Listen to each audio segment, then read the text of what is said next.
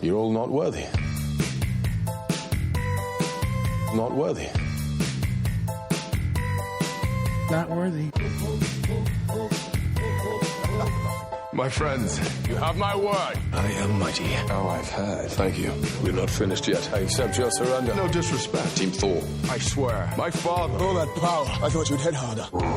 I'm impressed. You think this is funny? Be my guest. Not worthy. Put that hammer down.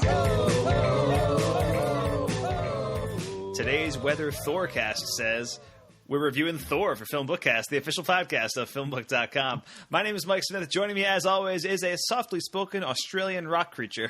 Mike DeCriscia. How you doing today, Mike? I was doing pretty good, and then you murdered me with that pun. You are now dead. You are a dead person, and that is unfortunate. But we must move on. So we will continue the podcast with, I guess, your spirit? Is that what's happening right now? Sure. I'll haunt you. Why I'll haunt you for the next hour. You're going to haunt the podcast. If you've never listened to FilmBookCast before, first we start with some film news and then move on into some discussions where Mike and I each discuss whatever piece of media we've been consuming lately. And then after that, we'll move on into our featured review. This week, we are discussing the new film from director Taika Waititi, the third film in the Thor series, and the 17th overall film in the Marvel Cinematic Universe. We are talking Thor Ragnarok, baby. Are you excited to get into Thor, Mike? Oh, when have I not been excited for a Marvel episode of this, Mike? Buckle up. This is when we bring our A game, yes. Which is unfortunate because if you listen to this for the first time, it's as good as it's going to get. It's as good as it's going to get. You might as well jump off now because this is the podcast. But before we get into Thor Ragnarok, we got to get into some film news. Hi! It's time for... What? It's time for... It's time for... Film news! Hi! It's time for... What? It's time for... It's time for... Film news! Film news! Okay, it's time for film news here on FilmBookCast, and we got a few things to get through today. The first of which, Mike, is that Disney has announced the full cast of their Lion King remake.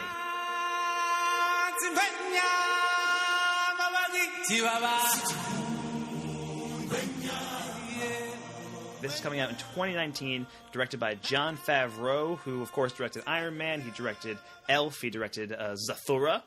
If anyone remembers. Who could forget that? Yes, but more relevantly, if that's the term I want to use, why not? He directed The Jungle Book in 2016, the live-action Disney remake, and so Disney hired him for this one, and this is essentially the same. Now, I said the Lion King live-action remake. Live-action is a very loose definition in terms of what this movie's going to be. Picture The Jungle Book, but without the one live-action character, and that's what the Lion King is going to be. So that was going to be one of my questions, is at least Jungle Book has a human character that we could follow and be quote unquote live action with. Right. So they're just not doing that for this, I guess. I mean, there's no human characters in The Lion King, you know? Yeah. And, you know, these are photorealistic kind of CG. I'm assuming it's going to look similar to how The Jungle Book looked. Right. So I don't know how it'll play out in terms of how it'll look. But I can tell you this, the cast that they assembled for this movie is nothing short of spectacular. They got that Disney money they are throwing around, and they are flaunting it.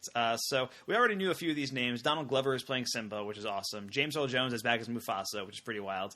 One of the big things is that Beyonce is playing Nala in this movie, which I assume means that Nala will have a greatly expanded role, because you gotta use Beyonce when you got her, you know what I mean? Yeah, she'll be singing all of the songs. Yeah.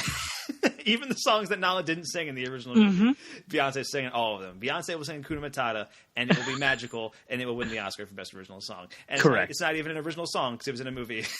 But that's how good it'll be. That's how good they'll give it that award. Yeah, I'm sure there will be a couple of original songs that are thrown in here to be nominated for Best Original Song at the Oscars. Oh, yeah. And the result will be Childish Gambino and Beyonce performing at the Oscars together, and it will be fucking incredible.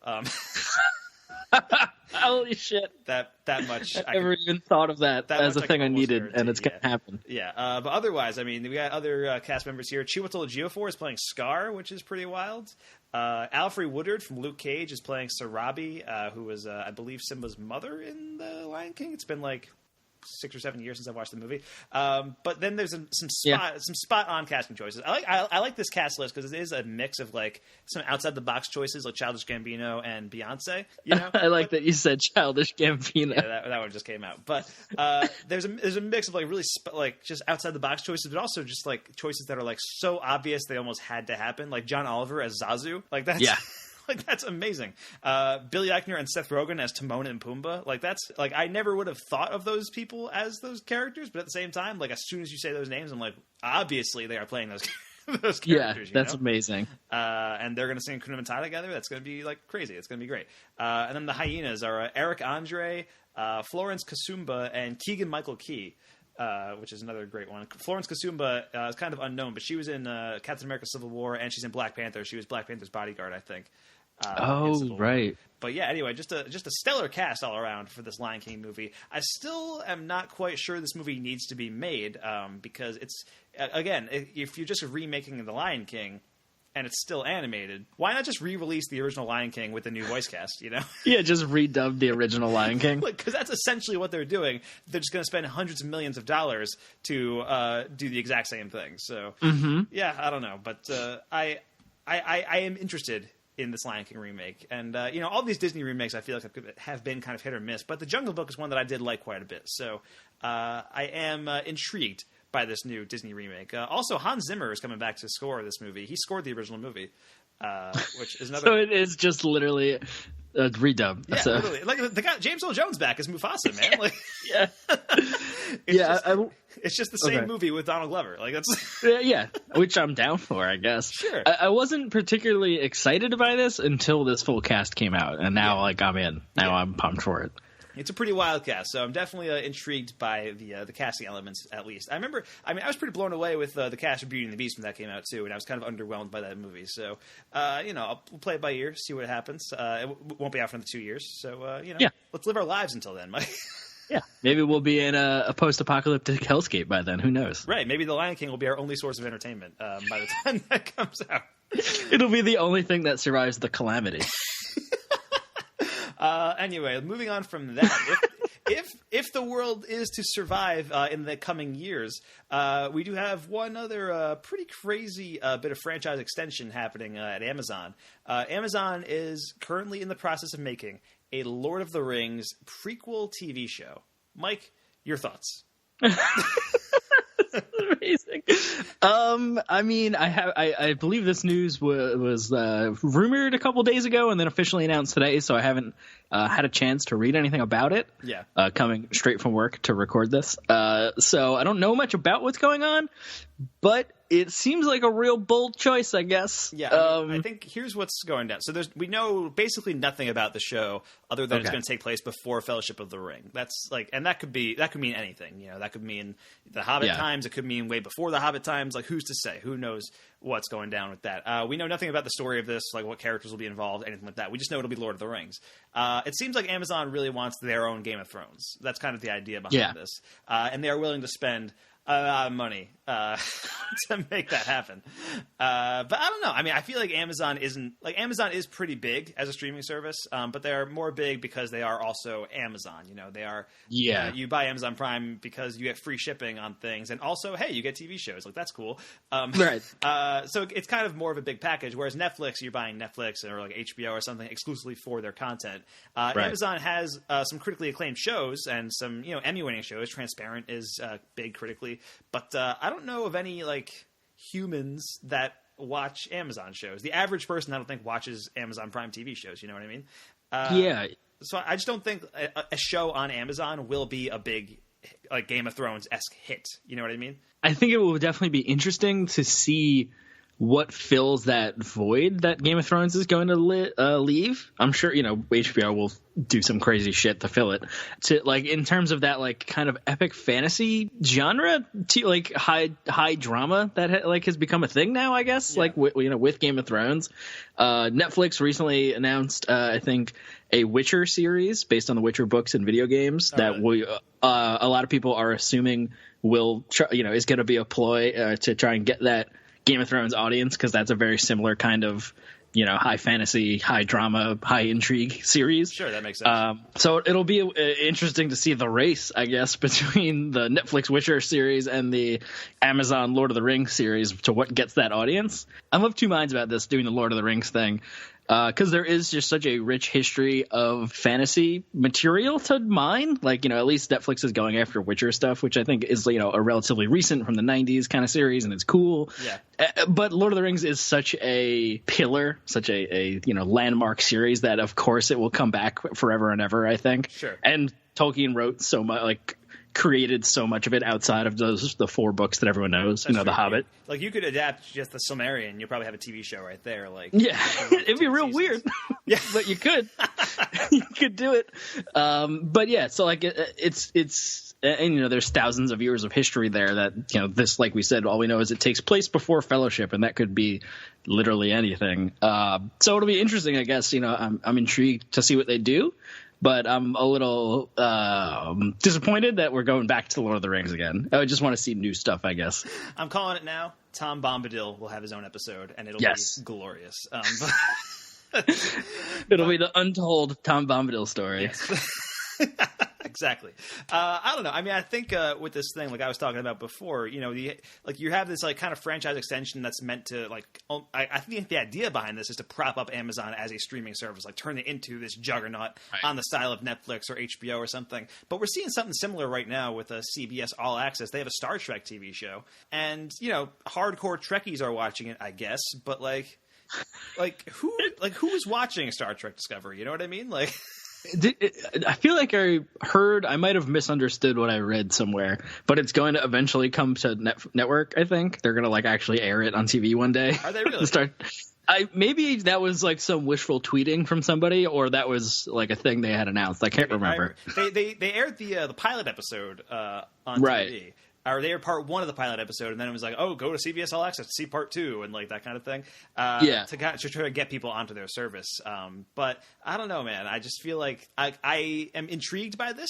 But at the same time, I don't know if I want more Lord of the Rings. I think Peter Jackson pretty much knocked it out of the park with the original trilogy of Lord of the Rings movies, and then fucking struck out 3 times with the Hobbit trilogy. So it's just sullied the franchise. Yeah, I really hated those Hobbit movies. But the Lord of the Rings movies, they've never been for me those defining blockbusters, but for a lot of people they are.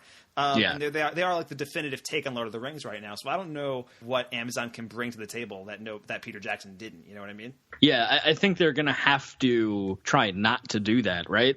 You can't. I don't think you could ever try and recreate that kind of thing, or it would be a bold strategy to go for a TV series version of those movies, right? To try and recapture that or recreate it. So I think they're just gonna have to do something completely different. I hope or assume. I did see one pretty funny tweet. I think it was from Nick Robinson, who tweeted that shout out to the one guy whose problem with Peter Jackson's Lord of the Ring is that they weren't long enough, because now we have a TV show. Way to go, that guy. Yeah, and I think I heard somewhere that they already have purchased or whatever they do for TV shows for multiple seasons, right? They've already they want it to be more than one season. That wouldn't surprise me. If you're investing in Lord of the Rings, you probably go all in on that kind of thing. Yeah, so we'll see what happens, I guess. Yeah, I guess so. But let's move on from Lord of the Rings, Mike. There is some other news that came out today regarding Spider-Man. Now, as you know, Sony has the rights to Spider-Man. They're sharing the Spider-Man rights with Marvel, but they're kind of fast-tracking a lot of different Spider-Man spin-offs, characters that are on the periphery of Spider-Man comics that they have the rights to, that they want to make their own movies for, now that Marvel has kind of helped them launch Spider-Man and make him popular again. Right. Now, Venom is coming out next year. That seems like it's pretty much on track at this point. They're also working on that Black Cat, Silver Sable movie that we talked about. Can't wait. Can't wait. Which is totally going to happen. And now let's put this into the realm of also totally going to happen. Sony is developing a new Spider-Man spinoff based on Morbius, the Living Vampire. I have got to know how Parker created it. The bite from the bat somehow made me feel stronger. Now I know what this hunger is. Like the vampire bat whose genes I have inherited. I hunger for plasma. Michael Morbius? Messing with a stolen sample of my blood? I never should have left it at ESU. Nope, that's not a thing. You can't make shit up, Mike. This is a serious podcast. I'm not making that up. Morbius. So Morbius the Living Vampire is a Spider-Man villain who is a vampire, as one might expect. He's actually he made his first appearance in like Spider-Man like 101. I think it was the very first issue that Stan Lee didn't write of the Amazing Spider-Man comics. And they just immediately went to shitty vampire villain. That's amazing. I mean, Morbius has been in and out of Spider-Man comics for many years. He's semi-popular among Spider-Man fans. Sure. I honestly could really get into Morbius being the villain of a Spider-Man movie. I think that would be great. Doing a Morbius movie like by himself, that makes no sense. That makes no sense to me. Like doing a Venom movie by himself makes no sense to me. Morbius makes less sense. Like like at least Venom has name recognition. Like people know who Venom is. There's like pop culture. People know the symbol of Venom. Like people are familiar with him. They remember him from Spider-Man 3 and all that stuff. They remember him from like the animated series. Morbius is just a vampire, and he's not like well known outside of comic circles. You didn't know who he was until I told you that they're making a movie based on him.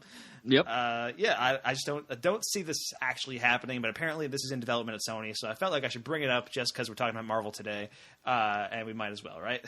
I'm gonna hold out hope for the Spider-Ham movie. At this point, I think never know. It's probably in active development as we speak. It's in pre-production as we speak. Exactly. Also should note it's from the writers of the new Power Rangers movie, so great. That's great. That's just swell. That's just swell right there. Can't wait. Now let's move on, Mike. I have a bit of pretty insane film news. Now, as you know, Mike, we talked about this a little bit last FilmBookCast. The sexual assault allegations going around Hollywood are kind of extreme at the past couple of weeks. A lot of people have been outed. Harvey Weinstein, of course. Louis C.K. recently. And that one, I was waiting on that one to drop. That I heard those rumors for years, but it was still very upsetting. But one of the biggest ones was Kevin Spacey. And that was, such an insane thing. I had never heard anything about Kevin Spacey up until, the allegations started pouring in. And the reaction to it has been pretty insane. Netflix has cut ties with Kevin Spacey. They fired him from House of Cards. They were supposed to release a movie with Kevin Spacey that had already finished filming called Gore, and they're no longer releasing it. And here is the craziest thing of all, Mike.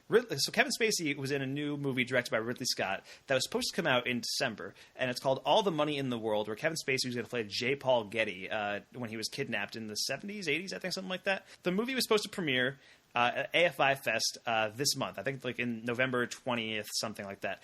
Sony pulled the premiere because of all the Kevin Spacey allegations, which makes sense. And the idea was that they would probably have to push back the release date of the movie. Like they wanted to get it in time for the Oscar race. It's supposed to come out in December, but they figured the rumor was going around they might have to push it back. Ridley Scott, who directed the movie, said, "No, I'm just going to take Kevin Spacey out." With 6 weeks left to go before the movie's released, they are doing emergency reshoots, and they have recast Kevin Spacey with Christopher Plummer. Apparently, Christopher Plummer was supposed to play the role in the first place, and Ridley Scott wanted Plummer for the role, and the studio exec wanted a bigger name, so he went with Kevin Spacey. Wow. And so now he was able to replace Kevin Spacey with Christopher Plummer, which is kind of cool. But also, Ridley Scott did this without telling the studio that he was doing it. What? I didn't hear that part, detail. He called up Kevin Spacey, told him he was fired, called Christopher Plummer, told him he had the role, got Mark Wahlberg and Michelle Williams, who were also in the movie, to agree to reshoots, and then called up the studio and be like, here's what we're doing, and that was it. And apparently they're able to do this because Kevin Spacey only filmed in the movie for like 8 days. I guess it's a supporting role, but like a pretty showy supporting role. Like it's a pretty big one, but like the idea behind it is that you're kind of searching for he's not the one who's kidnapped his son or grandson. I'm not entirely familiar with the entire story. It's based on a true story, I think. Mr. Getty, how much would you pay to release your grandson if not $17 million? Nothing. But in any case, Christopher Plummer is going to be replacing Kevin Spacey in this movie, and Ridley Scott thinks he can still have it out in time for its December release date. I really hope he pulls this off. I really hope so, too. I don't even care if the movie is good. I just wanted to hit the release date and just be fucking crazy. Yeah, like Ridley Scott, man. I mean, this is the same year he came out with Alien Covenant, which is one of the more crazier studio blockbusters that we've seen this year. And now he's putting out all the money, like this totally insane thing. And this is basically without precedent. This has happened before where, like, movies have been in the middle of filming and they need to recast somebody. Like the famous example was Back to the Future, where Eric Stoltz was cast as Marty McFly. And then like 3 or 4 weeks in, they were like, oh, this isn't working. We got to recast with Michael J. Fox. This movie has been done filming for a while and it's coming out soon. So they gotta, film all this shit real quick, edit it all back in the movie, and get it out in time. It's a lot, man. And I think Ridley Scott is kind of insane for even attempting this, and I totally respect it. And I think he can do it. I feel like this is, it's possible. It's not like, Louis C.K. Also had a movie coming out called I Love You, Daddy, which played at some film festivals and is no longer being released because of the allegations. Also because the movie is like disturbingly close to Louis C.K.'s allegations that are surrounding it. But the distributor who was supposed to put it out is not putting it out anymore. But that's a case where Louis C.K. is, he's the writer, director, and the star of the movie. So there's no way you can just replace Louis C.K. with Christopher Plummer for that. For this, Kevin Spacey, only in probably a few big scenes in the movie, you can do it. And it's totally possible. So it's pretty nuts, man. Yeah. Ridley Scott's a badass for doing this, for just just firing Spacey, just doing it without telling anyone. He's like, no, this is the plan, and this is what's going to happen. That's really dope. Yeah. I didn't know that's how it went down. I hope this works out a lot. I hope so too. I hope the movie's good. Like Ridley Scott is relatively hit or miss as a director, but I am really just into his process, and I see everything he does, so I'm into it. I want to check this out. Anyway, got one last bit of film news, Mike, and this is the happiest bit of news. It's been a rough week in terms of entertainment news. You know what I mean? Yeah. Every time I check Twitter, it seems like another one of my favorite people is a sex monster. Like after this actually happened like a few hours after the Louis C.K. allegations came out, and so this kind of like made my entire week. Star Wars, Mike, is a sci-fi franchise that we're both pretty big fans of. Some people, you might have heard of it. Yeah, some people may know it. It's kind of a big deal. Rian Johnson is another director who we're both pretty big fans of. He directed Brick, Brothers Bloom, Looper, Breaking Bad episodes, and of course he is directing Star Wars: The Last Jedi, which is coming out next month. And when Episode 9 lost its director, we were both like, well, why don't they just get Rian Johnson to do it? He's right there. He just pull him off the set of Last Jedi and be like, boop, there it is. But then J.J. Abrams signed on, and it seemed like Rian Johnson was going to be one and done in the Star Wars movies. And it's like, well, that's a bummer, but all right, at least we'll get Last Jedi out of it. Turns out, no. Rian Johnson, man, had much bigger plans in store for the Star Wars universe. And it seems like now Rian Johnson is officially developing a new Star Wars trilogy that will take place in a separate corner of the universe away from the Skywalker saga. With the new characters and new locations and new things that they can explore. And that is just unbelievable. That might be the sexiest sentence that's ever been uttered in the English language. Let's be real. Yeah, just giving a director like Rian Johnson, who I remember when he first got attached to Last Jedi, and I freaked out. I was like, "Holy shit! They got Rian Johnson for Last Jedi. That's amazing!" And now they're just giving him this blank canvas to do whatever he wants in the Star Wars movies. Like that is just amazing. Like that's so cool. The only other person that would make me as excited as Rian Johnson getting this would be Denis Villeneuve. Just be like, go make your own weird fucking art house Star Wars movies. Yeah. And I'm down. It's bananas. And so I think the plan right now with Disney, because I'm a little curious about what this trilogy is going to be. Obviously, we don't know anything about it, but they're saying separate from the Skywalkers, and so I'm thinking what's going to happen. I think Disney's going to keep making those spinoffs. And I know Disney wants to make more stuff with, Rey and Finn and Poe after Episode 9 ends. But right. I'm guessing maybe they want to take a break from them after Episode 9. Let people grow to want them again. Because you'll see them in 3 movies over the course of 6 years, and so it's like, okay, we can take a break from them for a while and do something else. So I'm guessing this trilogy will kind of be sort of a placeholder almost. Like they'll do the new trilogy and also some spinoffs in the meantime, and then after this whole thing wraps up, they'll get back into episode 10 with like, yeah, let's check in with Rey and see what she's up to these days or whatever, you know? And that'll be like the next sequence of movies. Do we know what the third Star Wars story movie is? I can't remember. We know the Han Solo movie, young Han Solo. Right. And the third one is going to be the Obi-Wan Kenobi movie, supposedly. Which is that's right. 2020.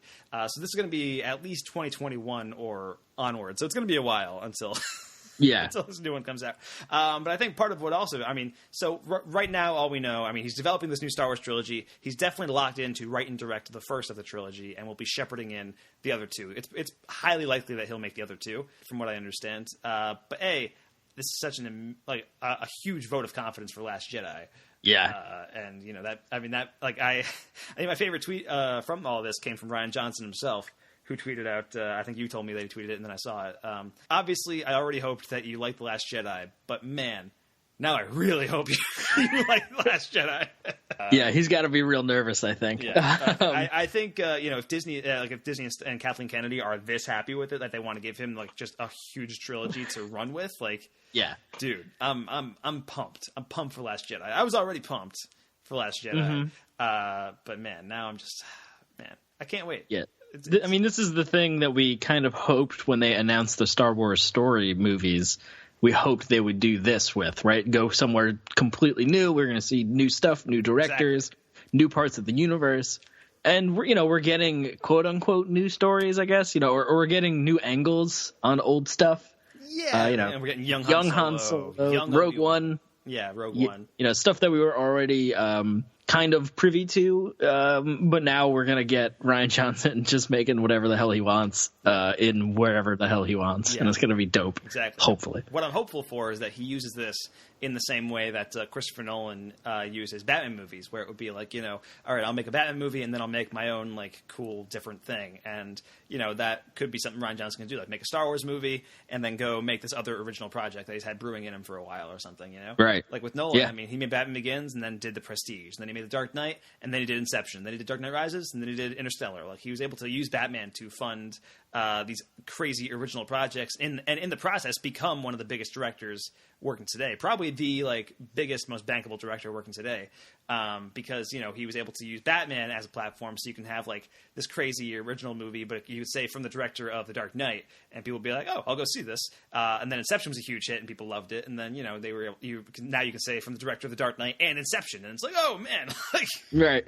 So it's wild, man. I'm just so excited. I'm so excited for Rian Johnson. Like I'm happy for him. He's just such a cool guy, and please God, don't ever anything bad. Please.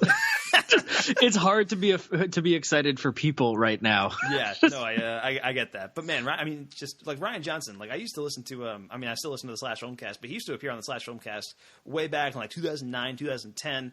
And like he would just like show up, review movies with them, and like play the banjo in the background. Like he was that guy, and it was like, oh man. So I've just been a big fan of this guy for a long time. So I'm happy for Rian Johnson. I'm so excited for The Last Jedi now, and so excited for this new trilogy, even though we won't see it for several years. Anyway, I think that about wraps up film news today, Mike. Let's move on into our discussion. Watch this. These are my discussions. Just when I thought I said all I could say, my buddy and I talk about movies we see. These are my discussions. There is so much to see, you and me. So we're gonna talk about movies for our discussions. All right, it's time for discussions here on FilmBookCast. Now, Mike, what do you have to discuss with us today? This episode, or week, or whatever day, I don't know. It's been a long day for me. It's sleepy time now. Yeah, I get it. It's a time. It's a time and a place. But I have to discuss two things, the first of which will be the complete second season of Stranger Things. I mentioned it last episode, I believe, where I had watched the first 2 episodes. Right, and I had watched the first 2 at that point. And at this point, I've only seen up to the first 5, so I haven't finished the season yet. But give us your overall thoughts. So I remember talking about in my last discussion that I was a little lukewarm, I think, on the first 2 episodes, and I couldn't exactly place my finger on why, and I still can't really. It just felt a little samey, but which is weird because I really liked the first season, so you think I'd be down for more of it. I think it was just it needed time to ramp up to get to the stakes that I remember feeling, the tension that I felt in the last couple episodes of season 1 to come back to normal town stuff. Felt a little just I don't know. It didn't hook me so much the first 2 episodes, but I came around real big, I think. I can't pinpoint an exact moment where I was like, oh yeah, I'm in on season 2, but it happened, and I had a blast with the back half of season 2. It's only 9 episodes, I think, but I was down. It was a lot of fun. We get to expand the universe a little bit, or the world that these kids live in. It's still very much 4 kids on bicycles as the genre, but like I'm in for that kind of stuff. Yeah. That nostalgia, Stand By Me, The Goonies kind of thing. We get the I don't know if I mentioned Sean Astin shows up in this season, and he's a lot of fun. Yes. As a kind of another wink wink nudge nudge to the 80s. I've been enjoying him too. Apparently that role was actually supposed to be originally played by Patton Oswalt, which I could totally see. Wow. As well. But, yeah. Yeah. Then he wasn't available, so they got Sean Astin instead. What a great backfill. That's a lot of fun. But there is a particular one episode that felt real out of place and was. I don't think you didn't get to it yet. I have heard of it. I've seen people talk about it on Twitter. It's like episode 7, right? Yeah, 7 or 8. I can't remember exactly which one. Okay, yeah, I don't really know that much about it, but I know it kind of like moves the action away from everything else that's happening on the show, kind of thing. Yeah, we go to a different location to follow a character there, and it just has really nothing to do with what's going on in the rest of the season, and it definitely serves as a kind of hint at what larger things happening, and as a season 2 expanding the world kind of plot for that episode. But at the same time, I'm there for what's going on in Hawkins, Indiana, and I don't really care what's going on in this other town, and I'd rather just be back in the main story for that whole hour. Yeah, but it is kind of cool. I see what they're trying to do. Leaving stuff open, hoping for a season 3. I assume. I mean, I'm pretty confident season 3 will happen. It's not going to It's probably the biggest hit Netflix has right now, especially now that House of Cards is kind of right. Oh yeah, not so much happening anymore. Or if it is without its big star. Although House of Cards with just Robin Wright would be kind of dope. I think that's probably what's going to happen. Honestly, I kind of dropped off House of Cards after like season 2, like halfway through season 2 of that show, so I haven't followed it in many years. But from what I gather, I think the end of season 5 kind of almost sets it up so that like you could write out Kevin Spacey if you needed to. Right. So, that's cool. But that's not what we're talking about right now. Stranger Things is the thing. With Stranger Things, yeah. And I think, it's become one of the big memes, I think, coming out of season 2, but following Steve and his 4 children, basically. Steve Harrington, the character, babysitting these kids through monster adventures. I want that Scooby-Doo spinoff. I need that to be a thing. Steve and the kids needs to be a thing. It's amazing. And that whole sequence, I think I think it happens over 2 episodes, the last 2 episodes. It's just so much fun, and it's that pure, like, kids adventure movie thing, with, like, the older brother gets dragged along and, like, that whole kind of dynamic. Right. And it's so much fun. That's just one of my favorite parts about, like, Stranger Things. As much as it leans so heavily on nostalgia, it's still, like, just that kind of fun kids adventure movie vibe. Right. Also steeped in eldritch horror. So like we get weird Lovecraftian shit happening. Right. Yeah. I mean, I'm with you. I mean, I've been pretty open about my liking Stranger Things season 1, but not being crazy about it. I feel like I am enjoying season 2 a lot more. I mean, I'm only 5 episodes in, and I'm still not like as in love with it as a lot of people are.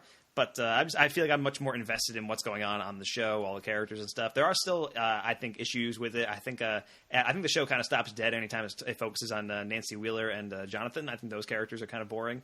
Also, like in the battle of Jonathan versus Steve is obviously a better character and a cooler person. So I don't know why you would go for Jonathan at all. But in any case, but Jonathan's the weird, mysterious one, man. Yeah, I guess he's just kind of. I don't know.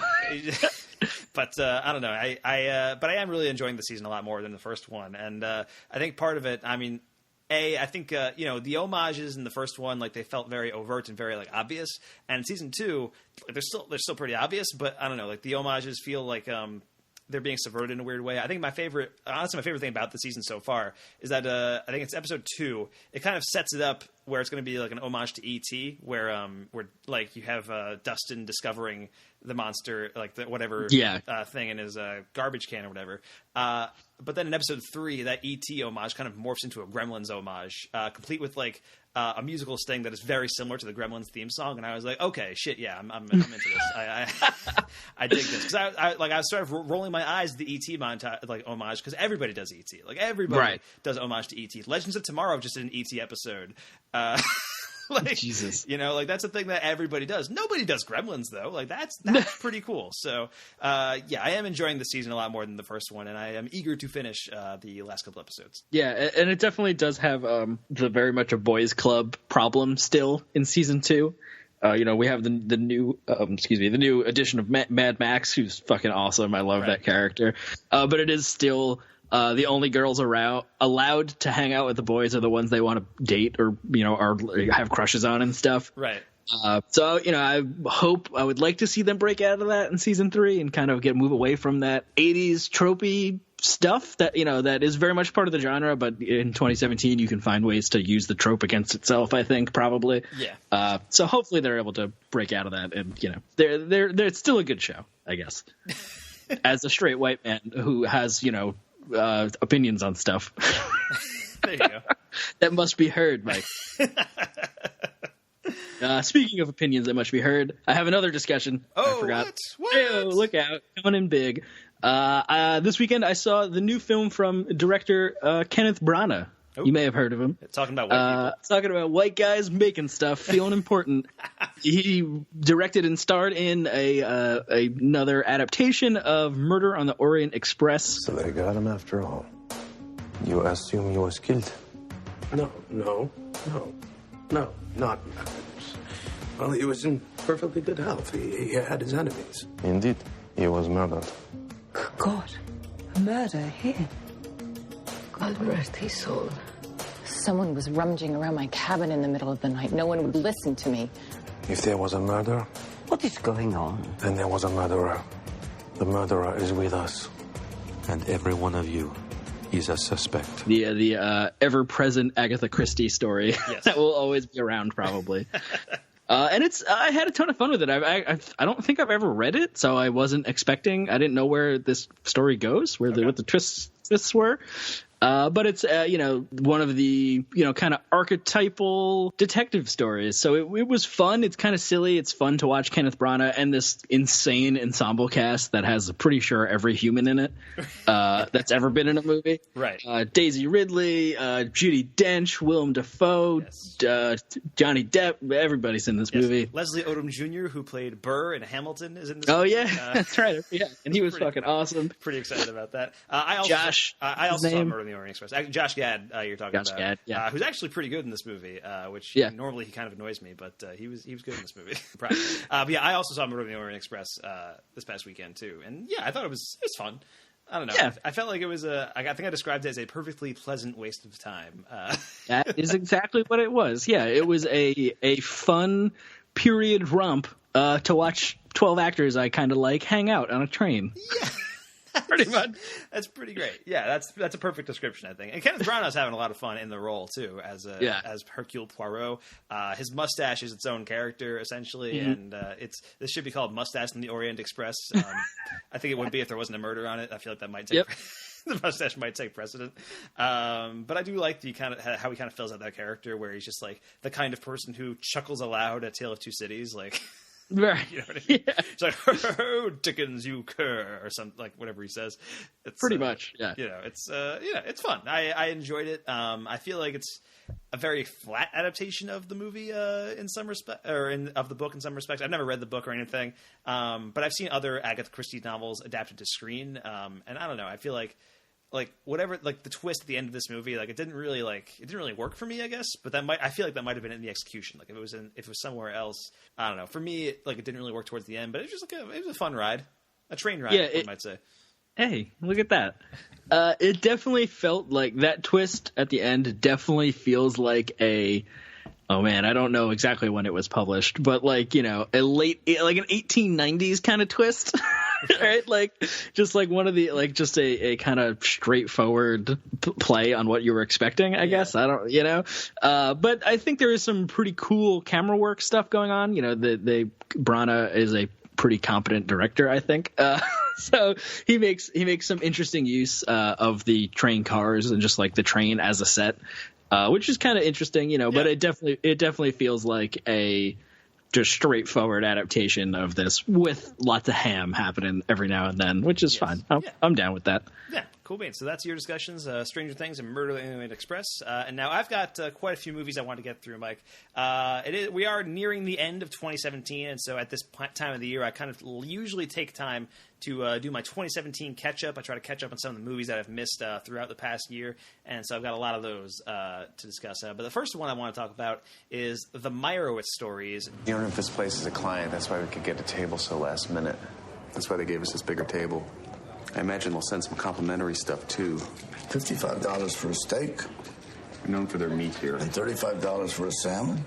You get the salmon to blow you for that price? Okay, this is the new movie from Noah Baumbach, director of While We're Young, Francis Ha, Mistress America, which is one of my favorite movies of 2 years ago.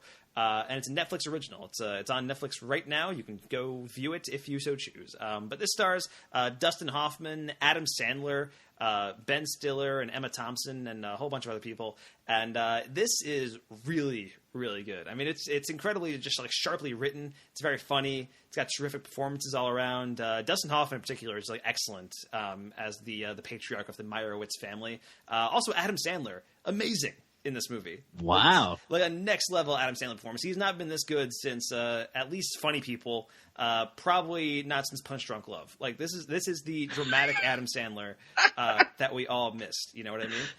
Oh man, what a pull for Adam Sandler movies. I mean, you're definitely right. That's just not what everyone I know ever thinks of. Okay, I mean, but in any case, like I really enjoyed the Meyerowitz stories. I'm not sure if this ranks up there. I think Mistress America is still my favorite of his. I'll bet Dylan is still in love with me. Marrying Mimi Claire is like buying a cashmere sweater from Old Navy. Even if he's not, this is a great investment. And don't forget, she still owes you. Yeah, it's win-win. Because I'm sure he still loves me. I'm not driving you to Connecticut to break up a marriage. I should be in my room reading Nicomachean Ethics. Oh, calm down, rich boy. I'm not rich. Yes, you are. You have a car. No, I'm not. My dad is a mechanic. He and my uncle have a body shop. I had this car because it was something he could give me. Sorry. I think I offended your boyfriend. He's not her boyfriend. He's mine. Why are you here? Because Tracy made Tony drive you. But why did you come? I had a bad experience with adultery before. My last boyfriend committed adultery when we were together, and I just don't like to let my boyfriends get too far. Adultery? Why the fuck does it matter? You're all 18. Where's this old person morality coming from? There's no cheating when you're 18. You should all be touching each other all the time. Noah Baumbach, man, he does just really sharp stuff. There's a great like screwball comedy element to this, but it's also seeped in like this pretty intense emotional drama, and it's just like it's very funny. It's another really strong entry for Baumbach. So wanted to bring that up, and it is a Netflix original, so it is streaming on all of your devices right now. And then I wanted to mention a movie called Personal Shopper, which is directed by Olivier Assayas and stars Kristen Stewart, who starred in his film Clouds of Sils Maria a couple years ago, which I really loved. So I was pretty excited about this. And I enjoyed this, not as much as Clouds of Sils Maria, but it is a really interesting movie. It's a movie about Kristen Stewart, who plays this sort of psychic medium who can sense ghosts and spirits. And she had a twin brother who died several months ago. And so the movie's kind of about her processing that death and also trying to get in contact with his spirit. And then suddenly she starts getting texts from a mysterious number that she thinks may be her dead brother. And a lot of the movie is just Kristen Stewart staring at her phone. And it is riveting. It is wow. It is really good. Honestly, Kristen Stewart has turned into one of my favorite actresses, and I never thought I would say that 10 years ago. You know what I mean? Yeah. I do remember hearing a lot of praise for Personal Shopper, so I'll have to keep an eye out for it. It's well worth checking out. It's on Criterion Collection right now. They put out the Blu-ray for it. And it also has one of the best endings I've seen in a film this year, I think. It might be the best ending of any movie this year. So well worth checking out, Personal Shopper. I also wanted to talk about David Lynch, The Art Life, which is a new documentary about David Lynch, the director who I've expressed quite a fondness for over the past over the past year or so. Doesn't ring any bells. Pretty much every week when Twin Peaks: The Return was on the air. This is a new documentary about David Lynch that is as weird and strange and idiosyncratic as any of the director's actual movies.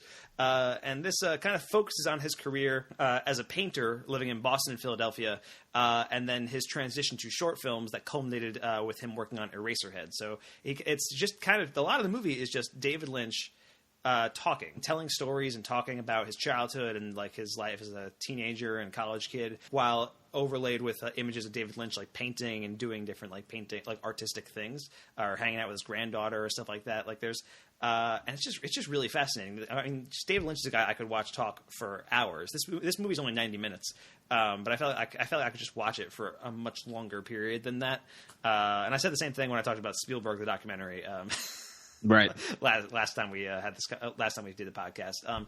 But this one is a much more interesting documentary than Spielberg, just because Spielberg was a movie that kind of just went through every movie in Spielberg's career, which is great. But, you know, a lot of that was it kind of just went through the hits. It didn't go into like the smaller stuff. This is going through a period of David Lynch's career that I don't really know that much about. And so it was kind of exploring something that I think most people don't know that much about David Lynch. And it's actually like the entire movie is just kind of his stream of conscious storytelling, and there's some fascinating stuff. I mean, he's talking about how his roommate in college was one of the founding members of the Jay Giles band, and how there was one night where he went to a Bob Dylan concert with this girl, and something happened and he left, and then his roommate came back and just shouted at him like, "Nobody leaves during a Bob Dylan concert," and David Lynch goes, "Fuck you! I leave during Bob Dylan concerts," and like.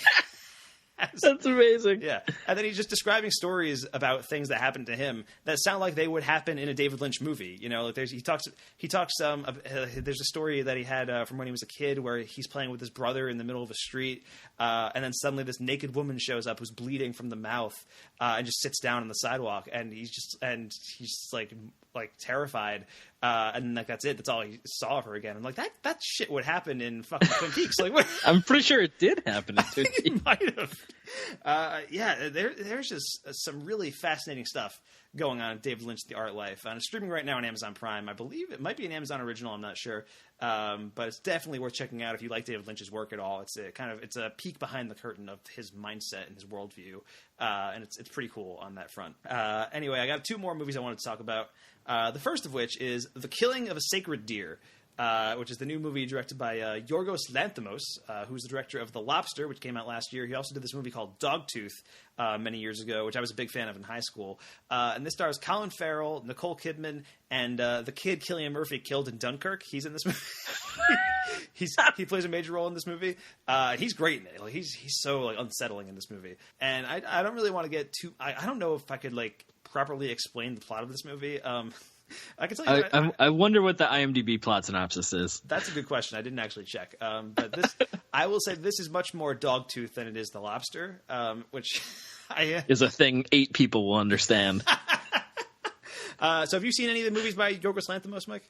I know I've heard a lot about them though. I've never actually watched them. He's a very he's a very off-putting director, and he's sort of in the David Lynch mold where like, you know, he puts a lot of weird stuff into his movies, and it's very much there's a lot of deadpan comedy. I would describe everything he does as a dark comedy, but I don't know. I feel like this movie, I basically liked it.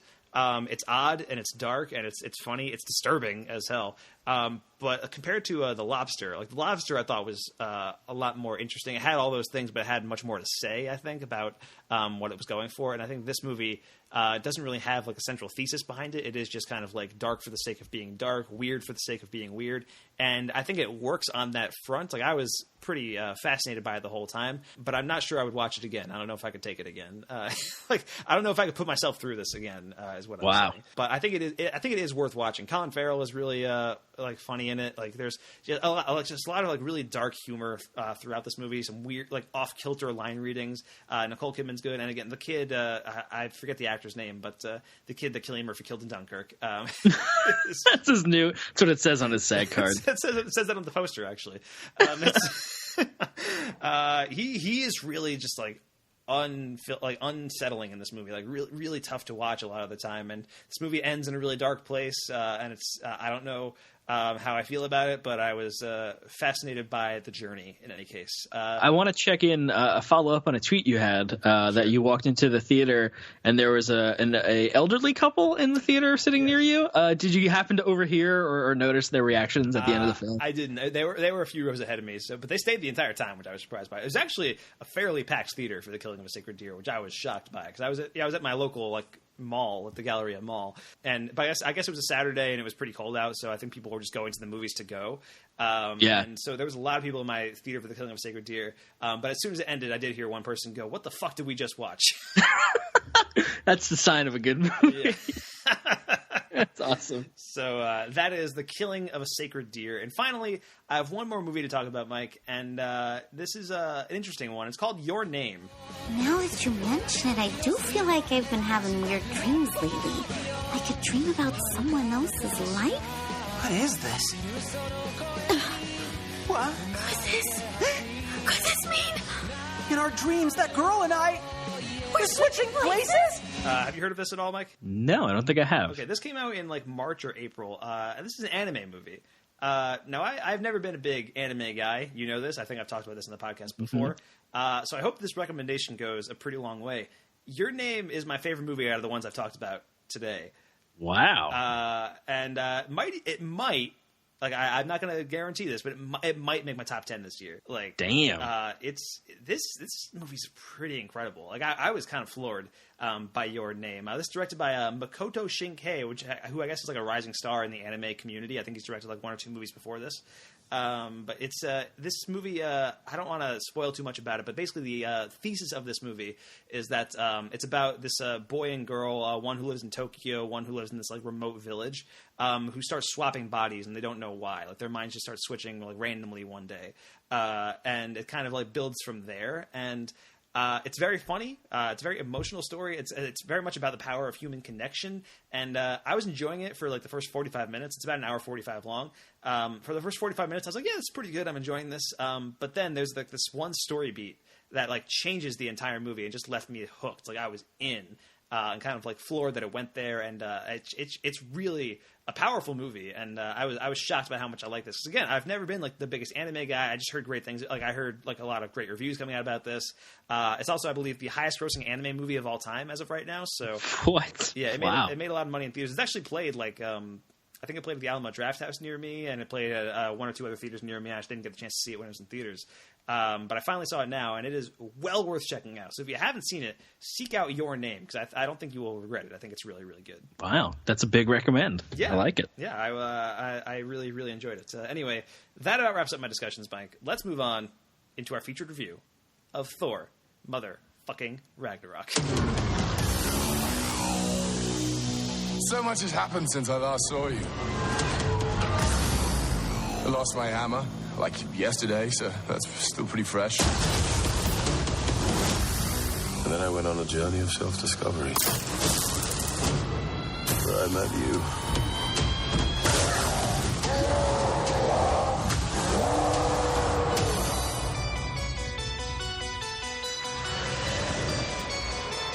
Where are we?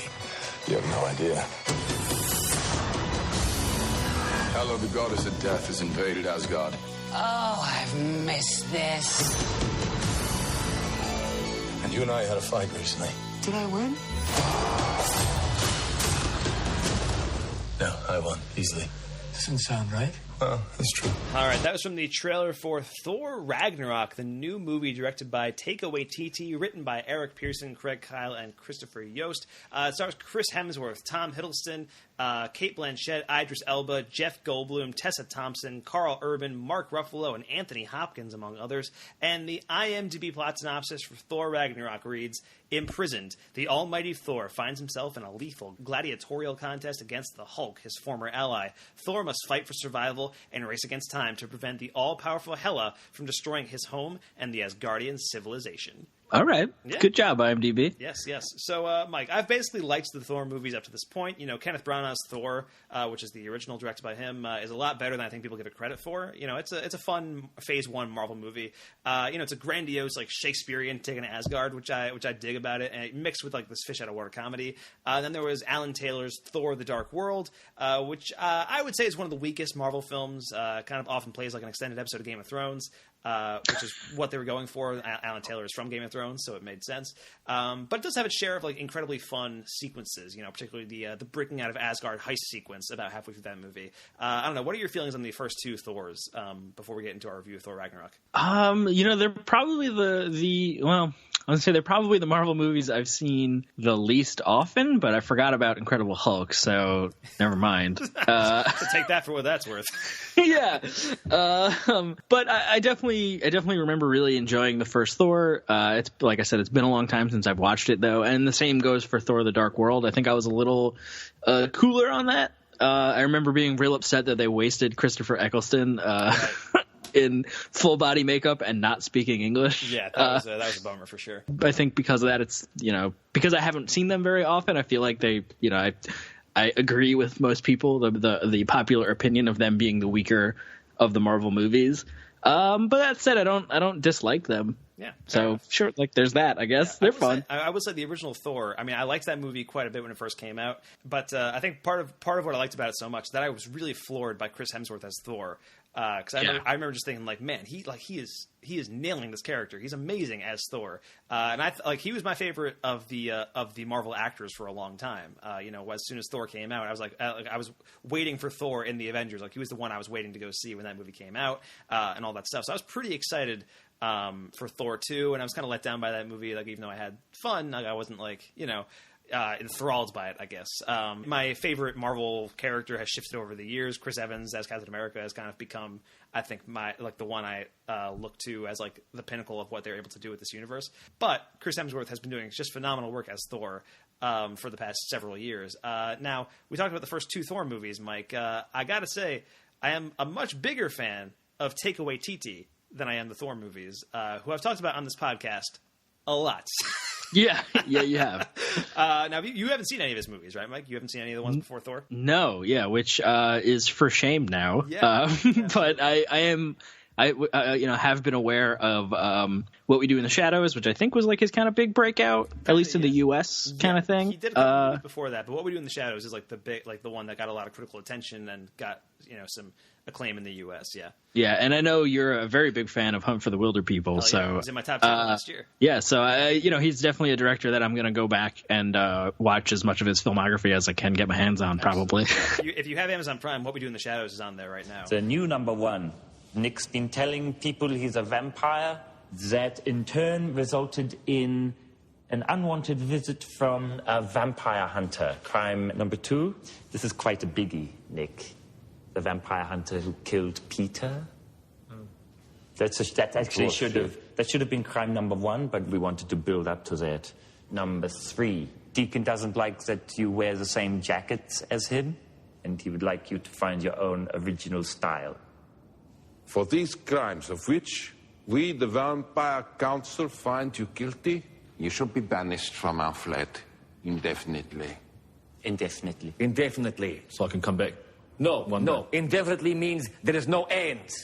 I thought that was No, indefinite means that it's not a definite thing. It can be changed. Yes, but it's long. Could be tomorrow. It could be 6 months. No, it is not tomorrow. Forget about it. At least banished. 6 months. And yeah, I mean, just I remember a couple years ago when he was announced as the director of Thor Ragnarok, that was enough to just get me sold. Like that made me really excited to see what he could bring to this Marvel universe. And boy, he brought it, man. I mean, God damn.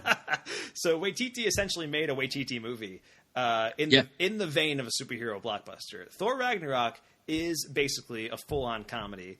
And Waititi has even said, I was listening to, he appeared on a podcast that I listened to called Good One, which is a podcast about jokes. And the idea behind that podcast is normally they talk to just like comedians or whatever about jokes that are in their act. But in this most recent episode, they talked to Taika Waititi about a scene from Thor Ragnarok.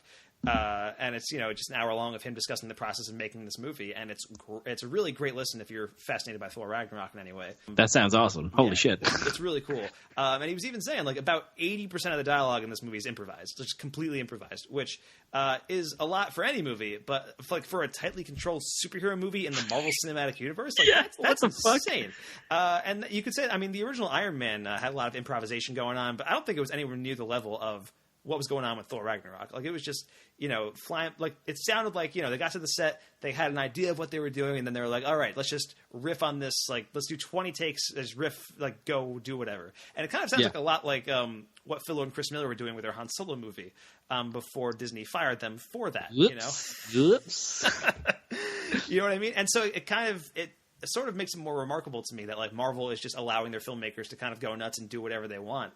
And I think this movie kind of exemplifies the director's voice is coming through in these Marvel superhero movies, whereas in the Star Wars movies, I think Rian Johnson's will come through, as we were talking about before. But like with the Phil Lord and Chris Miller thing, it felt like Disney had hired these really talented filmmakers and then kind of were not cool with their process. You know what I mean? Yeah. I mean, that's one of the things we always talk about when we talk about the Marvel movies and I guess by extension also Star Wars now. But like the formula, right? That's always the big complaint for these movies is they follow the same kind of beats for the most part and they have the same kind of stuff going on in all of them. But it seems like with this kind of last push of movies or the upcoming push, Thor, Black Panther. Yeah. Well, I can't even remember now. Just everything, hopefully this new fleet of Marvel movies, they're going to just kind of let their directors do whatever they want, it seems. Yeah, and I mean, I felt that they've basically done that for a while. Like, Avengers feels like a Joss Whedon movie. Iron Man 3 feels like a Shane Black movie. The Guardians of the Galaxy movies feel like James Gunn movies. It's felt more so in the past couple of years, I think, than it did at the beginning.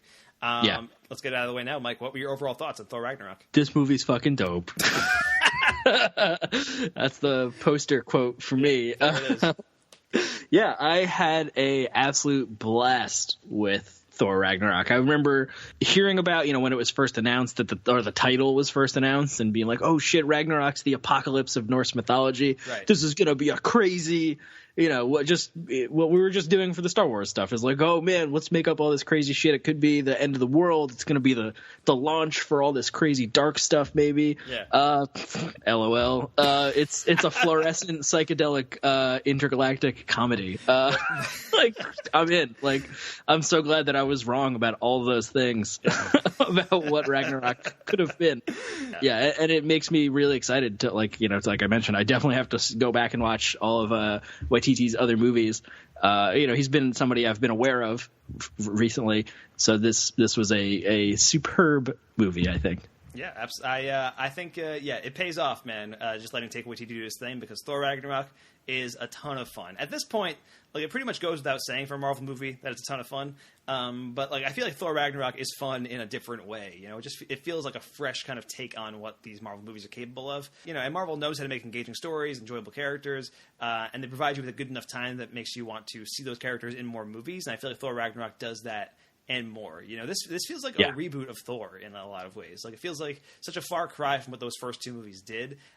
Just as a series and as a character, like this feels like a totally different take, but within the same continuity, And I feel like that's something that we're familiar, like, people who read comics a lot are familiar with that concept. You read the same characters for years and years, but as a new writer comes on, they'll have like a different take on what this character would do or say and stuff like that. And I feel like that's exactly what we're seeing with Thor now, and I think that's pretty cool. Honestly, like, that's neat, I think. To turn Thor into like this much more overtly comedic character, and Hemsworth has always been funny in this role. This movie really takes advantage of his comedic chops. We've seen him like be really funny on stuff like Saturday Night Live and in Ghostbusters in particular. Like, people were like, "Holy shit, Chris Hemsworth's hilarious!" And I think part of him being paired up with Taika Waititi, they're both Australian. They both have kind of similar sensibilities. They both have like similar senses of humor, so they're able to just kind of like riff and improv off of one another until they can do their own thing, and I think that's pretty cool. Yeah. There's definitely that sense. I'm not someone that's particularly familiar with kind of the main Marvel comic continuity or something like that, or whatever, however you would phrase that. Like, I've never read the Avengers comic books or anything like that, but I have seen pages of it and flip through some of them, and I always kind of pictured Thor, the way Thor is written in the comic books, his dialogue boxes have a different font. He speaks like "dost thou," that he says all those kind of things. Yep. And it's played for comedic effect and stuff too in that. But it's so funny to see, to picture Thor as that kind of character, which I think he was, especially in Thor 1, which is the part of the whole joke, I guess, the fish out of water thing. Right. But now we're just in full blown screwball comedy mode. And one of the things I love that I mentioned, Ant-Man is one of my favorite Marvel movies. They take these huge ideas and condense them into these small scale storylines, which I love as much as I do love the cross, intergalactic stuff and, crazy world-ending things. My whole point is Thor is all this kind of intergalactic, crazy, dimension-hopping shit wrapped up in this kind of screwball buddy comedy that is so tiny, small scale and has nothing to do with anything else, and it's so much fun. Yep. And it's just a joy. It's a joy. It's a joy, Mike. It's a joy. Yeah, I mean, the cast at large here is just it's nothing short of great. I think Mark Ruffalo was giving his best performance as Bruce Banner in this movie. Just hands down. A lot of the time, it's 80% the Hulk, 20% Mark Ruffalo in this movie. Yeah. But when Mark Ruffalo is Bruce Banner, I think he's so different than the way we've seen him before. He's so disoriented and as you would be as his circumstances dictate in this movie. He's so disoriented and so freaked out by everything around him, and he's just kind of twitchy and I really like that kind of take on Bruce Banner in this movie. I think it's there's cool direction for that character. What were you gonna say? Yeah, no, I definitely agree. And there's one scene in particular that I'm 75% sure he's doing Woody Allen, which is real weird, a real interesting choice for Bruce Banner. But it's fun. It's I'm really curious cool. what scene you mean, but I'm wary of spoilers. We'll save it. Yeah. But yeah, and Tessa Thompson is just crushing it as Valkyrie in this movie. So good. Yeah. Cate Blanchett just gloriously chewing all the scenery as the villain Hela. Tom Hiddleston being reliably smarmy as Loki is a lot of fun in this movie, and Jeff Goldblum at his Goldblumiest. In this movie, he's playing himself just with blue lipstick. Which might honestly still just be Jeff Goldblum. That might still be Jeff Goldblum, yeah. And I think just the imagery on display here, there's so much creativity going on in every frame. I feel like every other scene features an image that would work perfectly as the cover of a Led Zeppelin album. There's a moment early on where you see a silhouette of Thor flying with his hammer, being chased by a dragon against the horizon. And it's one of the coolest images in any Marvel movie. It's such a perfect visual distillation of what Thor is about. That is Thor right there. That's what I want out of Thor, and that's what the other movies don't really get into that much. I feel like those movies spend a lot of time on Earth. And Earth is fine, but with Thor, you want him hopping around in space, jumping through different dimensions and stuff like that. That's Thor, and fighting these crazy fantasy creatures. I think the best scene in the original Thor is towards the beginning where they're fighting the frost giants. Right, that's a crazy cool action scene. And you see all the capabilities of Thor and the Warriors 3 and all that stuff like that. And then the rest of the movie kind of takes place on Earth, and it's all right, this is cool, but it's not the full extent of what Thor is capable of. And that's the same thing with Thor 2. There's that big sequence where they're bolting out of Asgard, escaping in this spaceship, and it's the finale has these portals going through different dimensions and stuff, and that's really cool. But that's maybe 15% of the movie, and then the rest of it is this earthbound nonsense. And with Thor Ragnarok, every scene is fucking insane. If you took a moment to describe what's going on in the background of scenes, you would sound like a crazy person. You know what I mean? And we're about to. But yeah, and I feel like a lot of this movie feels visually just a giant double middle finger to the DC grimdark. There's more colors in this movie than there are in all of the DC movies combined, I think. There's more colors in a single frame of this movie than there is in the entire DC movie. Exactly. And I love that. I love Waititi's sensibility of a kind of just alien landscape or whatever you want to phrase it. It would be weird. Shit would be weird if you're on a different planet in a different dimension.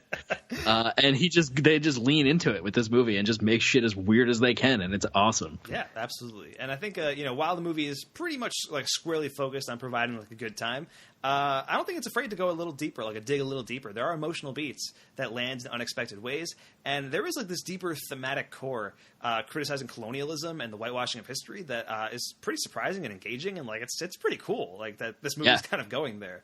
And Taika Waititi is of Maori descent, so obviously he probably has some feelings about colonialism, and so the kind of steeps into this movie in pretty interesting ways. So that in itself, like the Marvel movies have kind of like flirted with getting more thematic in recent years. Captain America: The Winter Soldier is about government surveillance, and Age of Ultron is about AI and all that stuff. But I feel like this is like its most overt thematic territory it's going for here. Yeah, I agree, and it's really interesting and cool to see that kind of sensibility. I don't know exactly what word to use. Themes, hashtag themes, hashtag themes, brought to this kind of large, silly, colorful blockbuster, but also have really poignant shit to say. Yeah, absolutely.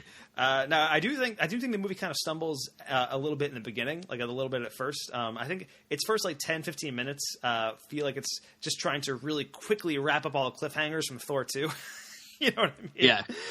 It's like, all right, we got to get on with our adventure, but we got to wrap up all the other shit that the last filmmaker left us with. So we got to like just real quickly do this, have a quick cameo, fix this up, and like, all right, we're done.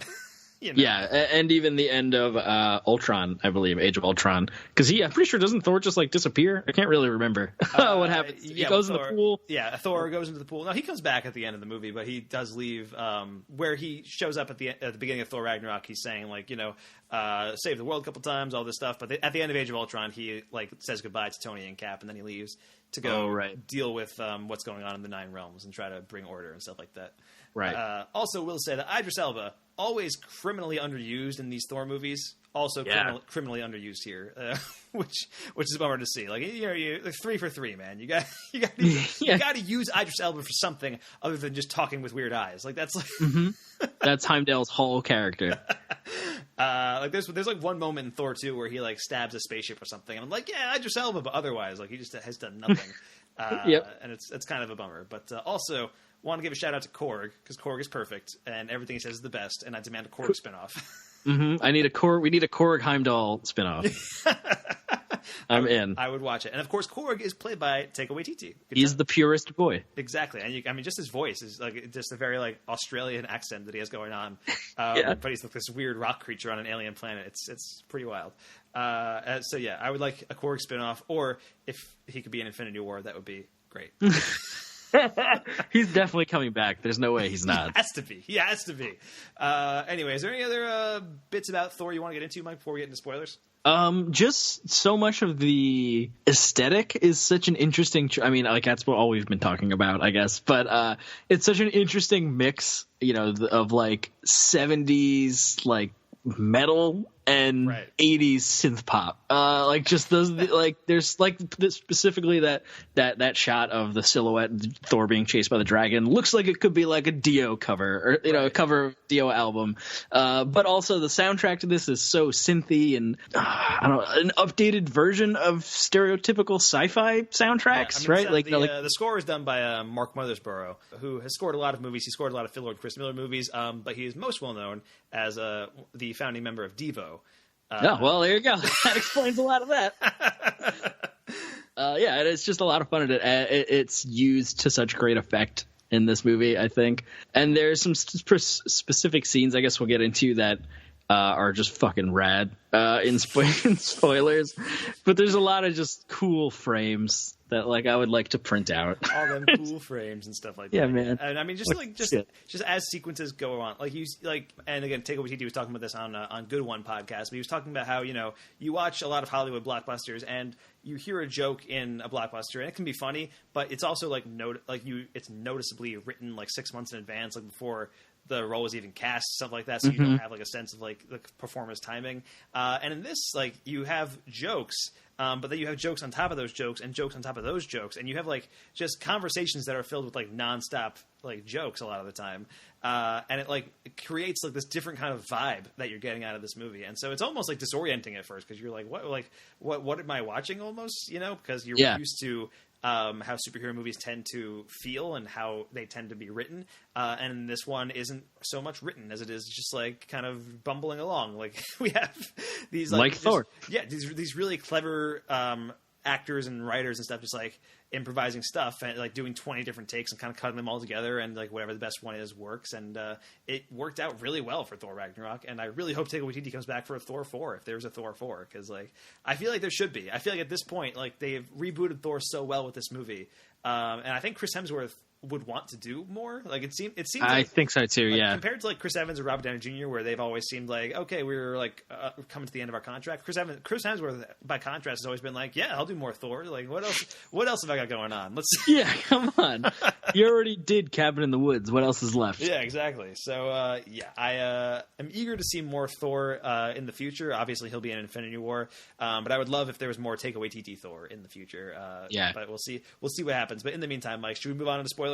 Yes. Okay, let's do that. Let's move on to spoilers for Thor Ragnarok, starting right now. Stop it, both of you! You're spoiling it! You're spoiling everything! All right, it's time for spoilers for Thor Ragnarok, starting right now. So, Mike, this movie ends with the destruction of Asgard, man. That's pretty major in terms of, like, I mean, obviously the movie's called Ragnarok, so you might assume that might happen. But I figured the movie would be about them preventing the destruction of Asgard. Turns out, no, not the case.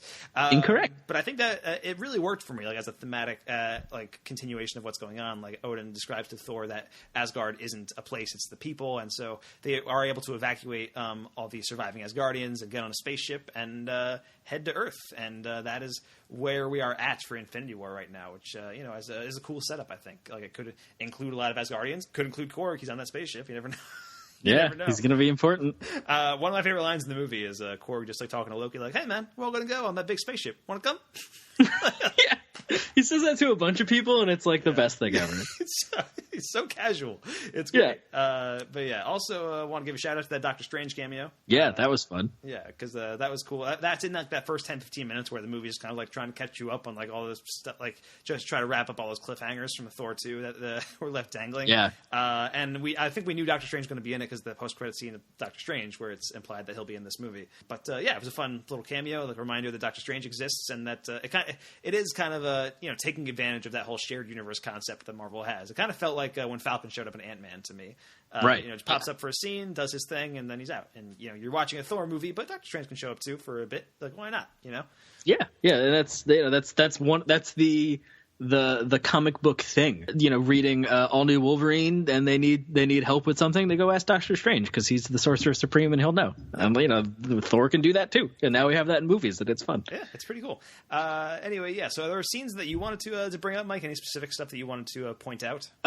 So there's the scene where I think Mark Ruffalo is doing Woody Allen is when after he turns into Banner for the first time and he's dressed in Tony Stark's clothes and Thor's kind of like, I need you to come help me go to Asgard and defeat these monsters. And Banner is kind of like, you just want me to be the Hulk. And like that whole exchange is just Ruffalo's doing a weird voice, and he's kind of like twitchy and fidgety, and he's being real nasally and neurotic about what he is. And it just felt like he's doing that character. Okay. But that was all. Yeah, that was just fun. That's kind of what I was talking about before, how Banner just like is portrayed so completely differently, like totally disoriented and like out of it and like twitchy and like just really weird, like weirded out by everything around him, and he's distracted because like he's been Hulk for 2 years at this point.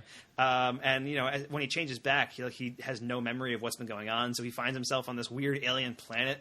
So he's like constantly distracted by everything around him, and like his mind's not totally right because he's been Hulk for 2 years. So he's like just still like synapses are still firing in his brain, and it's I think the way Ruffalo portrays that is really funny.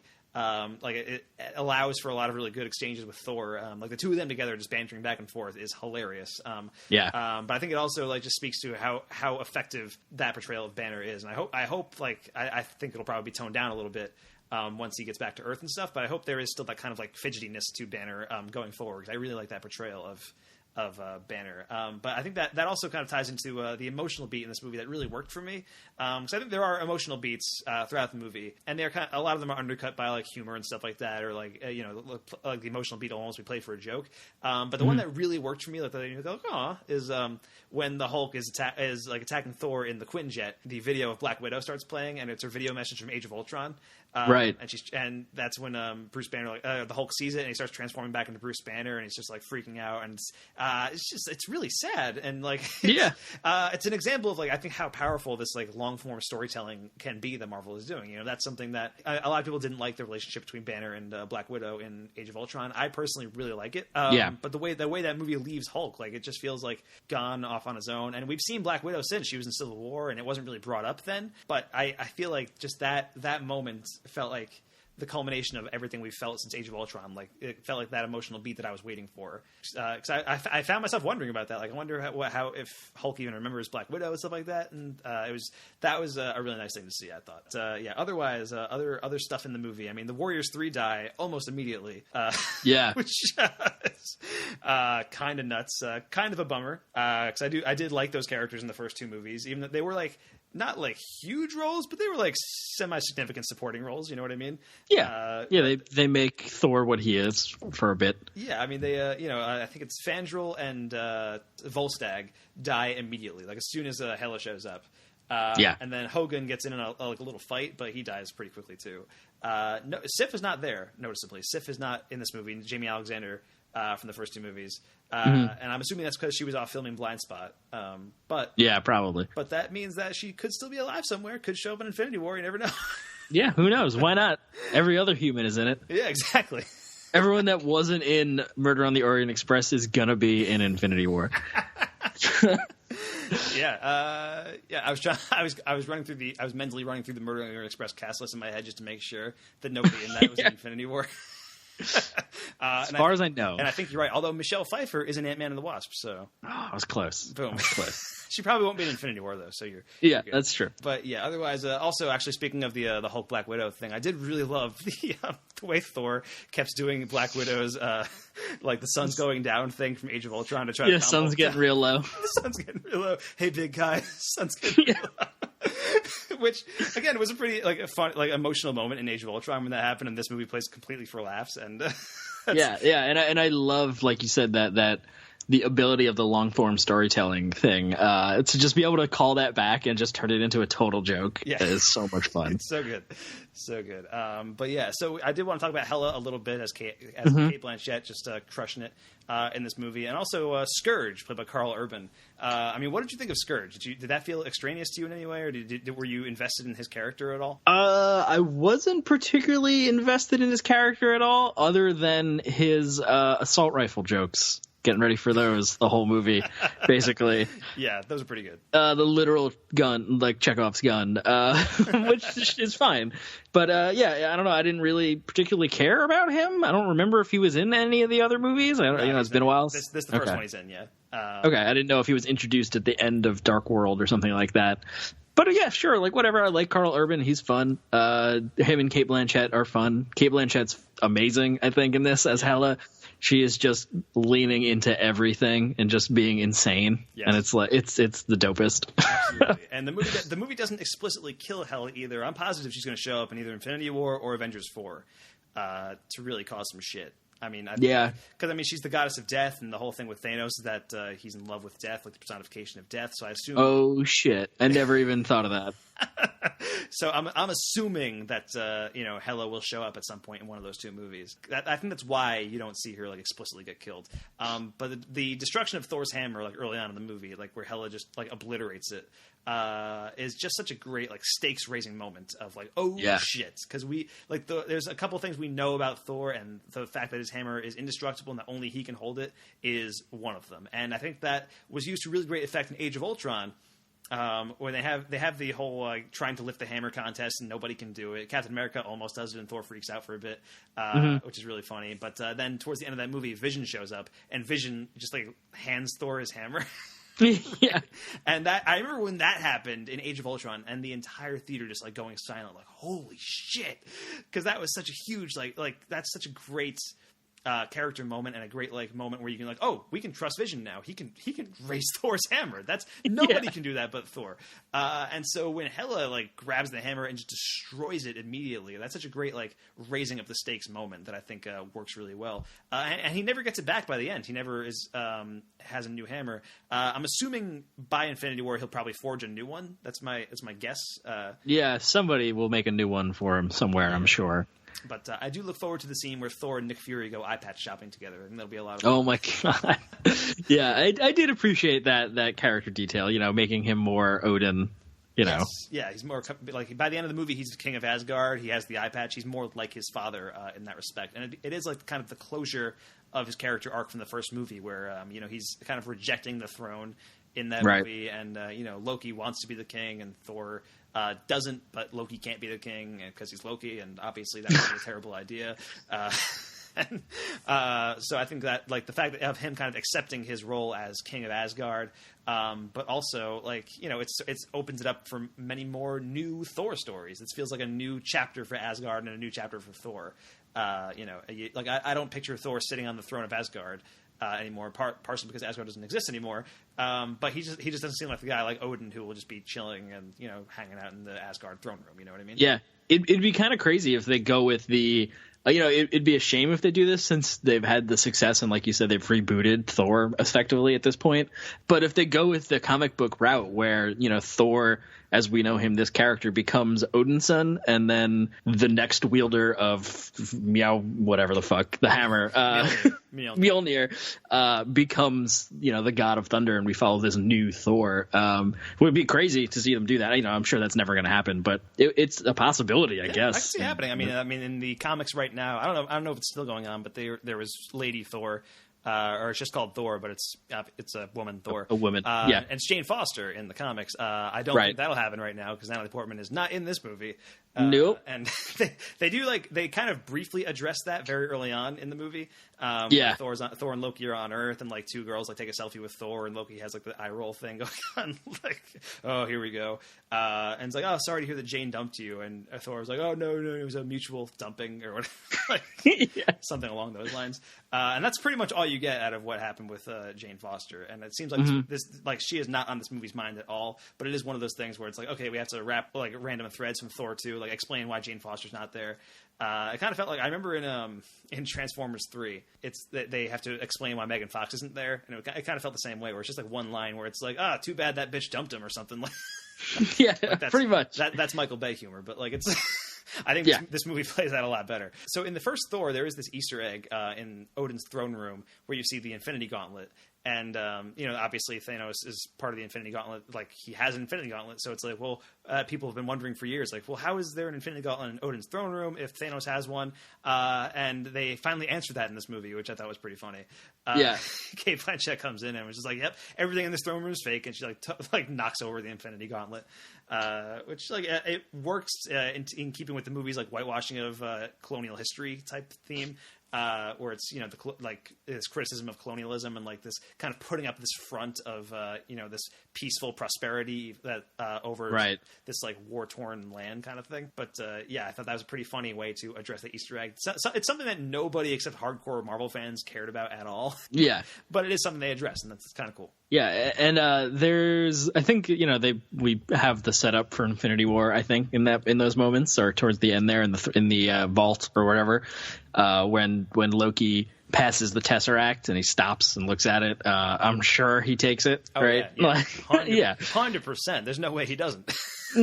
So we got that, which is cool. But I guess before we get into the post credits stuff, or, you know, where we think this movie is going, or, you know, where the story is going, I want to bring up, there's a couple moments I want to shout out, I guess. Valkyrie, Tessa Thompson is dope. I'm glad she's a character now. I can't wait. I hope she's in more movies. I believe she's confirmed to be in Infinity War at least. Yeah, there's been a huge audience reaction to her character. But But there's a scene when Loki finds out she's a Valkyrie, and he says, "Oh, that must be," he knows the story of what happened to the Valkyrie and why she's the last one left, and he makes her see her memory. Right. And it's this kind of like painting storybook slow-mo thing, and it reminded me a lot. We saw something similar, I think, in the kind of like prologue of Wonder Woman, where Antiope, I think, or Hippolyta, I can't remember which, I remember is telling Diana the story of the Amazons, and it's this kind of same kind of thing, but it looks fucking dope, way doper in Thor. Yeah, and it's this kind of like slow-mo painting battle scene between the Valkyrie and Hela, and Hela defeating the Valkyrie, and I can't remember her actual name. Is her actual name just Valkyrie? I can't remember. They don't actually give her a name, and I think they call her Scrapper 142 or something. Yeah, like that. But they don't actually give her a name in the movie, I don't think. Yeah, and her defeat and why she's the last one left, and it's beautiful. It's so cool to look at. And I was reading some article. I didn't get the chance to read all the way through it, but they invented some rig that allowed them to film that way, like this new technique to film stuff in that fashion. Yeah, it's kind of the opposite, apparently. The way I understood it from my quick glance is like the opposite of the bullet time thing from The Matrix, where instead of a ring of cameras taking a picture, it's a ring of lights. It's some weird new rig thing they invented, and it looks cool, and I hope it shows up a lot more and more stuff. Nice. Yeah, that was a cool scene though. Is there other stuff you wanted to shout out, Mike? I think it happens, the same exact thing happens with Valkyrie at the end, I think, when she comes out of the spaceship with the fireworks at the big battle on the bridge, Bifrost Bridge or whatever. She's want to shout out badass moments with Valkyrie, it sounds like. What you want to do. Like how could you not? She's fucking awesome. Yeah, no, she is fantastic. I also want to give a shout out to the Hulk during the final battle. Particularly, there's a hilarious moment where Mark Ruffalo jumps from the spaceship and says, like, you'll see what happens, and like he's falling, and you expect him to turn into the Hulk when he lands, and he just fucking falls flat on his face as Bruce Banner, and it's hilarious. And then it's like so cathartic when a second later the camera's off of him and you see the demon, and you hear the demon get like pulled, and then it's the Hulk just like bro like ripping the demon back, and it's like that's cool. But also just the shot of the Hulk just jumping at Sartor, the gigantic monster thing. Yes, just fucking that's an amazing image right there. And I think this movie CG, like it's a very CG heavy movie. Obviously, it's a superhero movie. I don't think the CGI always looks perfect, but it does. It kind of gives the movie like this Saturday morning cartoon type feel, which I enjoyed quite a bit. Yeah, that's a perfect way to describe it. Yeah, but anyway, we should talk about some of the post-credit scenes. There are two of them, as is the norm with Marvel movies now, and they're pretty straightforward ones, I think, for this one. I mean, there's the first one, the mid-credit scene, where it's Thor and Loki on their spaceship, and they're like on their way to Earth, and then suddenly this gigantic spaceship shows up, and they're like, "Oh shit!" And theoretically, that is probably Thanos' spaceship, I would imagine. It reminded me of the Dark Aster, I think is the name, from Ronan's spaceship a little bit from Guardians of the Galaxy 1. I'm amazed that you remember the name of Ronan's spaceship in Guardians of the Galaxy. I can't remember. I can't believe that I remembered that either. But it just happened. I surprised even myself sometimes. If you put a gun to my head, head, that might not be the right name. It would have taken me a minute to come up with the name Ronan from Guardians of the Galaxy. I just had it in my back pocket waiting for that, waiting for an opportunity. But yeah, it kind of reminded me of that, which confused me. I didn't guess that it was that. I would have not guessed that for some dumb reason. But yeah, it makes a lot of sense. Infinity War is popping off, yo. It's happening, man. Less than a year away. It's insane that it's almost. Wait, what? It's coming out in May, man. Holy shit! It's like 7 months from now. It's coming out soon. And time moves too fast. We'll probably see a trailer before Star Wars is what's going to happen. That just means the calamity is more imminent than I thought. Yeah, and we still got Black Panther in the meantime. To tide us over holy shit, February, which looks fucking dope. Yeah, so I think the new trailer for it. I guess I hadn't seen the trailer in a while before this, before Thor, and holy shit. Yeah, that's going to make honestly that might be Marvel's biggest hit. I really hope so. It might not make more money than like Avengers: Infinity War, but I think it's going to be huge. Like it's like there is so much hype for Black Panther. But anyway, the second post-credit scene is just like a comedy bit, which has tended to be the case with a lot of these Marvel movies now. Like Spider-Man: Homecoming ended with Captain America doing his like little PSA thing, and half of the Guardians post-credit scenes were comedy jokes, and there was 5 of them in that movie. But this is Jeff Goldblum's Grandmaster showing up. Just sees like the people who have been rebelling against him, and is like, "All right, good rebellion, folks. We can wrap this up. I think we've all done a good job here. Obviously, you need someone to rebel against, and I think I've filled that role admirably. And we'll call it a tie." Yeah. It's pretty funny. It's a pretty funny bit. Jeff Goldblum is always is I love the fact that his ship is an orgy ship that they're on, which is just like a random joke. But I don't know. It's good stuff, man. I'm just a fan of Thor Ragnarok, a fan of Taika Waititi. I'm glad that he was able to just do his own thing on this massive Marvel canvas, and I'm glad that Marvel's allowing filmmakers to kind of just do that. Yeah, I agree. I'm excited to see the future of Thor as a fixture in the Marvel Cinematic Universe. I kind of assumed that these kind of tentpole characters might go away, like Iron Man and Captain America and Thor, just by nature of like contracts. They might shift to like the new Avengers or whatever, or actually do that kind of thing. But after this, I'm not so sure. I kind of hope he sticks around. We'll see what happens. I think what's going to happen is there will be a shift, and there will be like some newer characters are going to take the place of older ones. But I think Thor might stick. Like I think like Chris Hemsworth seems like he's still really into it. And Taika Waititi said he would do another one if they asked him to, and fucking do it. Like, yeah, why not? Like, why not? You've got such a great build. Like, you've got such a great cast now. Like this new like ensemble that they've assembled for Thor Ragnarok with Chris Hemsworth, Tom Hiddleston, Mark Ruffalo, and Tessa Thompson. Like, that's a perfect cast of characters right there. I would love to see those characters on a new adventure together. Like, do it. Please make that happen for Thor 4. Is all I ask, and hopefully Taika Waititi is on board for that, and I think he is, and hopefully he gets another movie out pretty soon. I think he's working on right now he's working on a stop motion animated movie about Michael Jackson's chimp Bubbles. And yes, I can't wait. And he also announced Weird Wolves, the sequel to What We Do in the Shadows. Yes, he talked about that a little while ago, but it sounds like that's actually happening now, which is pretty great. So pretty excited about that. So Taika Waititi is not going away anytime soon, and I'm very, very glad about that. So yeah, big fans of Thor Ragnarok right here. Obviously, it's a Marvel movie. Obviously, we're going to dig it. So that about wraps up this week's episode of FilmBookCast. Mike, where can we find you online this week? You can find me at twitter.com/ Don't laugh, Mike. I'm not laughing. I'm just smiling, Mike. Don't be happy. No. Don't allow joy to seep into this podcast. Yes. How dare you? You can find me at twitter.com/ MDFilmblog. And if you like Dungeons and Dragons, my friends and I post our games at youtube.com/ GeoNerd79. And you can find me online at twitter.com/ MSmithFilmblog and all of our podcasts and stuff at FilmBook.com. I also got some more crookedmarquee.com. You can check that out there. Thank you so much for listening to FilmBookCast. I'm Mike Smith. That is Mike's Creeshow. If you're listening to this on iTunes, subscribe, rate, take a moment to give us a review. Feedback, compliments, topics, discussions, even hate mail can be sent directly to podcast@FilmBook.com. We would love to hear from you, so definitely send us an email. Now join us for the next episode of FilmBookCast, where I think we're jumping from Marvel to DC, Mike. It's time, man. Pray for us as we take on Justice League. This will be interesting. I have heard the reactions are out now. Critical reactions are out, and they are decidedly mixed. So, which honestly is better than I was expecting. So, we'll see what happens. I've been seeing a lot of like lukewarm, like it's kind of fun reactions, but I feel like those are going to give way to like, man, this movie sucks. So. So we'll see what happens. But you can check out our next Complete Works next week, where we're talking about Nicolas Cage's role in 2007's Next, the Philip K. Dick adaptation. So thank you so much for listening, guys, and we are out. Right. I will protect Asgard with my last and every breath. It's main event time. I am the goddess of death. What?